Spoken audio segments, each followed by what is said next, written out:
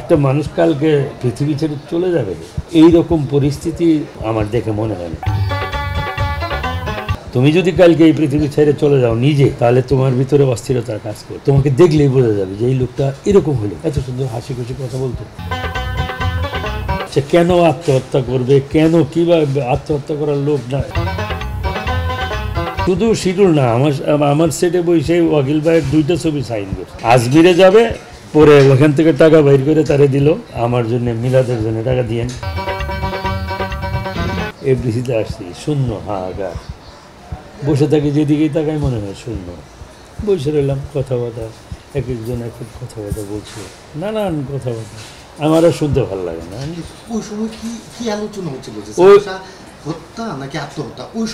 এইটা নিয়েই আলোচনা হচ্ছে, কেন আত্মহত্যা করবে, কেন কিভাবে আত্মহত্যা করার লোক না, এটসেট্রা এটসেট্রা। তো এক একজন এক এক রকমের কথা।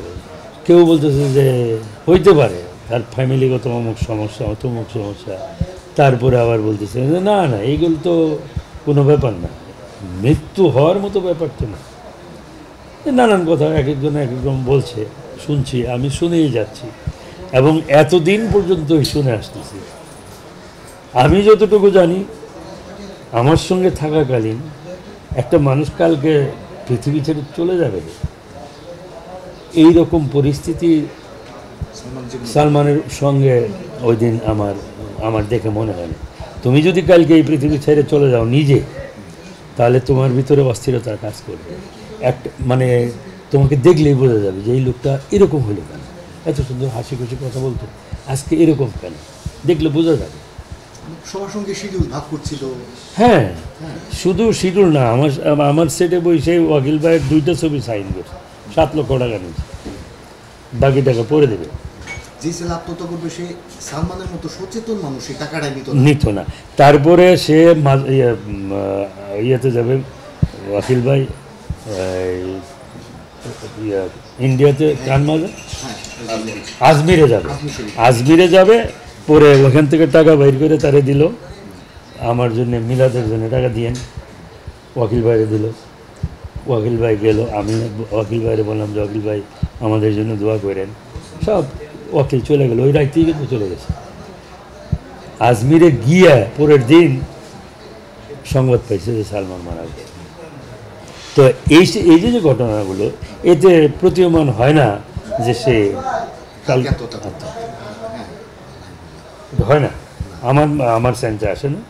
এখন আল্লাহ ভালো জানে, আর উনি জানেন, ওনার ফ্যামিলির ওখানে যারা ছিলেন তারা জানে। এখন এটা নিয়ে বিগত 30 বছর গসিপিং হয়েছে, বিভিন্নভাবে বিভিন্ন দিকে টার্ন করানো হয়েছে, বিভিন্ন দিকে মুখ করানো হয়েছে। এখন যেহেতু এটা হত্যা মামলা হয়েছে, এটার এখন চুলচেরা বিশ্লেষণ হবে। সরকার এটা নীতি নির্ধারণ করবেন, যেটা আমরা বুঝতে পারবো যে হ্যাঁ, দিস ইজ রাইট, এটাই সত্য। দ্রুত আসামিদেরকে গ্রেপ্তার করে বিচারের আওতায় নিয়ে আসার জন্য দাবি জানাবেন প্রশাসনের কাছে? এটা তো অবশ্যই জানাবো, কারণ যেহেতু হত্যা মামলা হয়েছে, তাহলে এর সঙ্গে যারা সম্পৃক্ততা আছে যাদের, তাদেরকে দ্রুত আইনের আওতায় এনে জিজ্ঞেসপত্র করে সঠিকটা আমাদের মাঝে তুলে ধরুক। এটা যদি সরকার এটা লেন্থি করে, তাহলে সন্দিহানটা বাড়তেই থাকবে। আর যে লোকটা এটার সঙ্গে জড়িত হয়ে আসামি পলান খেলছে, তার জন্য কষ্ট করে। আমাকেও যদি আসামি করে যে আমি এর সঙ্গে সম্পৃক্ত ছিলাম, তাহলে আমাকে ধরে নিয়ে জিজ্ঞেসপত্র করে ডিটেলসটা পাক, তাই না? ইয়েস অর নো হোক। আমি যেটা সত্য সেটা তো আমাকে বলতেই হবে। আমি যদি অন্যায় করে থাকি, আমি পার পাবো না। যে অন্যায় করে নাই, সে কখনোই এর মধ্যে জড়াবে না, তাকে জড়ানো হবে না। এটা নিয়তিরই খেলা। হ্যাঁ, কিছু মানুষ আছে, কিছু পলিটিক্স করে, কিছু নির্দোষ মানুষকে দোষী সাব্যস্ত করে। এই ক্ষেত্রে এটা হওয়ার নেই, এই ক্ষেত্রে এটা হয় না। এটা হয় পলিটিক্যাল ক্ষেত্রে হয়, এটা বিভিন্ন ক্ষেত্রে হয়, স্বার্থের ক্ষেত্রে হয়, যে আমার এই ভাইয়ের সম্পদ আমি আত্মসাৎ করছি। এটা রাজনৈতিক মামলাও না, এটা অর্থনৈতিক মামলাও না, এখানে হওয়ার কিছু নাই। এটা নিট অ্যান্ড ক্লিন হবে। মৌসুমীর সাথে আসলে কি হয়েছিল যে সালমা শাহ অভিনয় করতো না? এইটা কি হয়েছিল আমিও সঠিক জানি না, তবে আমি যেটা শুনছি যে সামিরা নাকি মৌসুমীর সঙ্গে তার ছবি করাটা মেনে নেয়, যার জন্য সে তার সঙ্গে ছবি করে না, বলে দিচ্ছে আমি তার সঙ্গে ছবি করবো না। আর ওই দিন তো ডাবিং এরকম কোনো ঘটনা না ঘটে নাই ডাবিং, যেটার জন্য আসলে না ডাবিংয়ে কোনো ঘটনা ঘটেনি। হ্যাঁ আমার ডাবিংয়ে ওই দিন তার বাবাও ছিলেন, তার বাবাও একজন বিচারপতি, উনি আজকে বেঁচে থাকলে বলতে পারতেন। একদম সৌহার্দ্যপূর্ণ পরিবেশের মধ্যে আমরা কথাবার্তা বলে ওনাদেরকে বিদায় দিয়েছি। মানে তার মানে হচ্ছে যদি আত্মহত্যা হয়ে থাকে তাহলে নর্মাল আত্মহত্যা, আর যদি হত্যা হয়ে থাকে তাহলে পূর্ব পরিকল্পিত হত্যা। এটা এটা অনেক আগের থেকে প্ল্যানটা। হ্যাঁ, এটা এখন এই মামলায় সাক্ষী প্রমাণ এবং বাদী বিবাদীর আর্গুমেন্টের মধ্যেই এটা প্রমাণ বেরিয়ে আসবে। এবং যারা এটার বিচার করবেন তারা তো তথ্য আধিপত্য সমস্ত কিছু বিশ্লেষণ করেই আসবে। ওনারাও চাইবেন না একটা নিরীহ মানুষকে ফাঁসাতে। এটা আমার বদ্ধমূল ধারণা।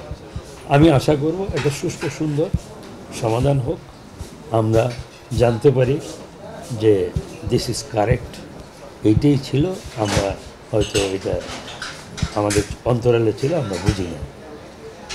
যদি হত্যা হয় তাও প্রমাণ হয়ে যাবে, আর যদি আত্মহত্যা হয় তাও প্রমাণ হয়ে যাবে। আমি আশা করি এটার একটা সুন্দর সমাধান হবে।